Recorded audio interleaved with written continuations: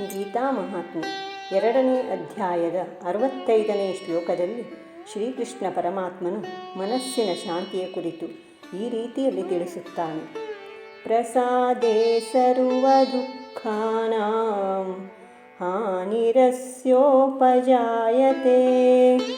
ಪ್ರಸನ್ನಚೇತಸೋ ash ಬುದ್ಧಿ ಪರ್ಯವತಿಷ್ಠತೆ.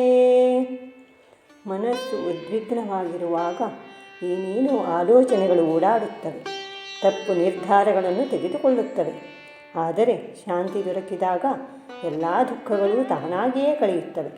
ಮನಸ್ಸು ಶುದ್ಧವಾಗಿದ್ದು ಚಂಚಲತೆ ಇಲ್ಲದಿದ್ದಾಗ ಬುದ್ಧಿ ಶಾಂತವಾಗಿದ್ದು ಕರ್ತವ್ಯದತ್ತ ಹರಿಯುತ್ತದೆ ಮತ್ತು ಜೀವನದ ಮಹತ್ವವನ್ನು ಅರಿಯಲು ಸಾಧ್ಯವಾಗುತ್ತದೆ.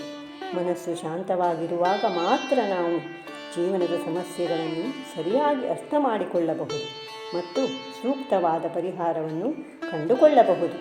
ಭಗವದ್ಗೀತೆಯ ಈ ತತ್ವವು ವೈಚಾರಿಕವಾಗಿ ಹಾಗೂ ಅನುಭವಾತ್ಮಕವಾಗಿ ಸಾಕಷ್ಟು ಪ್ರಭಾವ ಬೀರುತ್ತದೆ. ಭಗವಂತನ ಕೃಪೆಯಿಂದ ಮನಸ್ಸನ್ನು ಶುದ್ಧಪಡಿಸುವ ಮೂಲಕ ಶಾಂತಿ ನೆಲೆಸುತ್ತದೆ. ಈ ಶಾಂತಿಯು ಆಂತರಿಕ ಸುಖವನ್ನು ತರುತ್ತದೆ. ಹೀಗಾಗಿ ಬಾಹ್ಯ ದುಃಖಗಳು ನಮ್ಮ ಮೇಲೆ ಹೆಚ್ಚು ಪ್ರಭಾವ ಬೀರುವುದಿಲ್ಲ. ಮನಸ್ಸು ಶಾಂತವಾದರೆ ಎಲ್ಲ ದುಃಖಗಳೂ ನಾಶವಾಗುವವು, ಏಕೆಂದರೆ ಪ್ರಸನ್ನ ಚಿತ್ತನ ಬುದ್ಧಿಯು ಬೇಗನೆ ಸ್ಥಿರವಾಗುವುದು. ಒಬ್ಬ ವ್ಯಕ್ತಿಯು ಆನಂದದಿಂದ ತೃಪ್ತಿಯಿಂದ ಕೂಡಿದಾಗ ಅವನು ಯಾವುದೇ ಕೆಲಸವನ್ನು ಹೆಚ್ಚು ಗಮನದಿಂದ ಮಾಡಬಲ್ಲನು.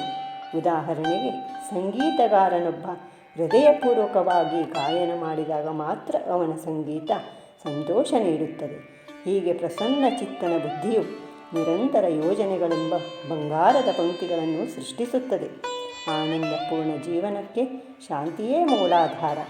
ನಾವೆಲ್ಲ ಶಾಂತಚಿತ್ತರಾಗಿ ಸ್ಥಿರ ಬುದ್ಧಿಯೊಂದಿಗೆ ಬದುಕಿದಾಗ ಜೀವನದಲ್ಲಿ ಸಾರ್ಥಕತೆ ಪಡೆಯುತ್ತೇವೆ.